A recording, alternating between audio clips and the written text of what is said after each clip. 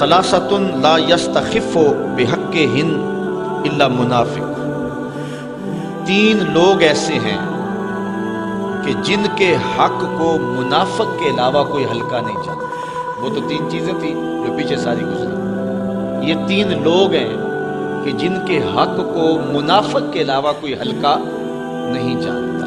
وہ کون کون سے؟ ذو الشیبۃ فی الاسلام، جس نے اسلام میں بڑھاپے کو پا لیا، جو بوڑھا ہوا، بوڑھے کے حق کو منافق نہیں جانتا، باقی ہر مومن جانتا ہے کہ اس کا حق کیا ہے اور اس کی تعظیم کرتا ہے۔ امام ابو نعیم نے لکھا ہے جو شخص 80 سال کی عمر میں انتقال کرتا ہے، اللہ تعالیٰ اس کے بڑھاپے کا حیا کرتے ہوئے بغیر حساب کے جنت عطا فرماتا ہے، اور جو شخص 90 سال کی عمر میں انتقال کرتا ہے، اللہ تعالیٰ اس کے بڑھاپے کا حیا کرتے ہوئے اس کو قیامت کے دن حق شفاعت عطا فرمائے گا۔ تو تو بخشا ہوا ہی ہے، اب جس کی تو چاہتا ہے اس کی بھی سفارش کر دے، اس کو جنت میں لے جائے۔ یہ اللہ کا خاص کرم ہوگا بوڑھے کے اوپر۔ حضرت باجزید بستامی کہتے ہیں انتقال کے بعد کسی کو خواب میں ملے 72 سال کی عمر میں انتقال ہوا تھا، تو کسی نے کہا کہ سناؤ کیا حال ہوا؟ کہا اللہ نے کرم کر دیا۔ کہا کیسے؟ کہا جب میں اس کے روبرو پیش ہوا نا تو اللہ تعالیٰ نے مجھے فرمایا اے بوڑھے بتا میرے پاس کیا لے کر آیا ہے، اے بوڑھے بتا میرے پاس کیا لے کر آیا ہے۔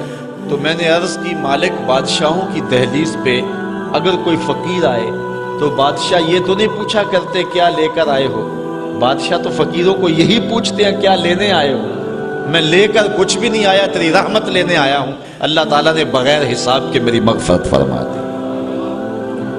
تو بوڑھے کی عزت اور تکریم یہ ایمان کی علامت ہے، اور جو بوڑھے کی عزت نہیں کرتا ہے وہ منافق ہوگا۔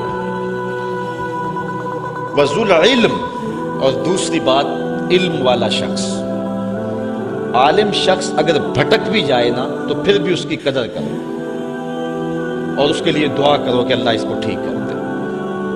تو علم والے کی قدر بھی جو ہے وہ مومن کرتا ہے۔ منافق عالم کا گستاخ ہوتا ہے، یہ بات آپ کو بتاؤں، جو منافقانہ روش رکھتا ہوتا ہے اس کے سینے میں عالم کے لیے قدر نہیں ہوتی، اور عالم وہ بابرکت ہستی ہے کہ حضور علیہ السلام نے فرمایا کہ عالم کے لیے کائنات کی ہر شے حتی الحیتان فی البحر، یہاں تک کہ سمندر کے اندر جو مچھلیاں ہیں وہ بھی اس کی زندگی کی دعا مانگتی ہیں۔ یہ کتنی بڑی بات ہے، اور میں کہتا ہوں اس سے بڑی بات کیا ہوگی کہ حضور نے فرمایا العلماء ورثۃ الانبیاء، علماء نبیوں کے وارث ہیں۔ کتنی بڑی بات حضور نے فرمائی۔ سلطان محمود غزنوی اس حدیث پہ یقین نہیں رکھتا تھا، وہ کہتا تھا کہ شاید یہ علماء نے خود نہ حدیث گھڑی ہوئی ہو کہ یہ علماء نبیوں کے وارث، اتنا بڑا اعزاز۔ دوسرا شک اس کو اپنے باپ کے بارے میں تھا، سلطان سبکتگین ہے یا کوئی اور۔ تیسرا اس کو شک قیامت کے بارے میں رہتا تھا۔ یہ ابتدائی زندگی کے حالات ہیں۔ ایک دن بادشاہ نکلا، آگے خادم سونے کا شمع دان لیے چل رہا ہے۔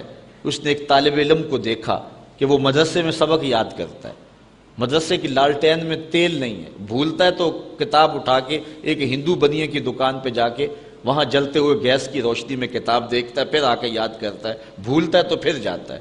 بادشاہ نے پہلی مرتبہ تڑپ دیکھی تھی، دل پسیجا، وہ سونے کا شمع دان طالب علم کو دے دیا۔ طالب علم راضی ہوا تو اللہ کے رسول بھی راضی ہو گئے۔ بادشاہ واپس آیا، سویا مقدر جاگے، آقا کی زیارت نصیب ہوئی۔ اب سنو حضور علیہ السلام نے کیا فرمایا۔ فرمایا اے سبکتگین کے بیٹے محمود، آج تو نے میرے ایک وارث کی قدر کی ہے، کل قیامت کے دن میں تیری شفاعت کروں گا۔ حضور نے ایک جملہ ارشاد فرمایا، 3 شک بھی دور کیے، جنت کی بشارت بھی عطا فرمائی۔ تو یہ علماء کے لیے یہ کافی ہے کہ وہ حضور علیہ السلام کی جان نشینی کا اعزاز رکھتے ہیں۔ حضرت مولا کائنات سیدنا علی المرتضیٰ رضی اللہ تعالیٰ عنہ فرماتے ہیں کہ ہم جبار کی تقسیم پہ راضی ہیں، اس نے ہمیں علم دیا اور جاہلوں کو مال دیا۔ مال جو ہے یہ فرعون اور نمرود کی وراثت ہے، اور علم انبیاء کی وراثت ہے۔ تو جو ہوگا منافق وہ عالم کی قدر نہیں کرے گا۔ وَإِمَامٌ مُقْسِطٌ، اور تیسرا شخص جس کی منافق عزت نہیں کرتا وہ عادل حکمران ہے، امام مقسط ہے، عادل قاضی ہے۔ تو عادل قاضی کو علماء نے لکھا ہے الانحناء للسلطان اور لغیرہ مکروہ، کہ بادشاہ کے سامنے یا کسی اور کے سامنے جھکنا ممنوع ہے، اور ان کے ہاتھ چومنا بادشاہوں کے حکمرانوں کے یہ بھی ممنوع ہے۔